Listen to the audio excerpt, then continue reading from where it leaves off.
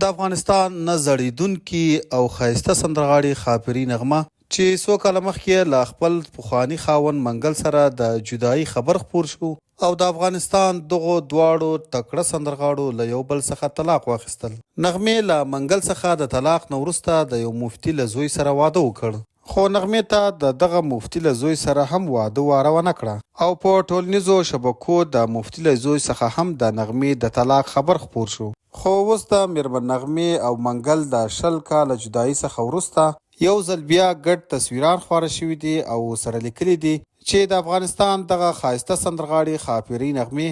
یو ځل بیا له خپل پخواني خاوند منګل سره واده کړی دی. په دغه تازه تصویرانو کې ښکاري چې نغمې او منګل یو بل په غېږ کې ټینګ نیولي دي او د محبت او مینې اظهار کوي چې د دغو تصویرو په لیدو باندې د سوشل میډیا کارکونکي او د نغمې او منګل مینوال حق حیران شول. خو ملګرو یو ځل بیا دي د ای آی کور وران شي چې اکثره وخت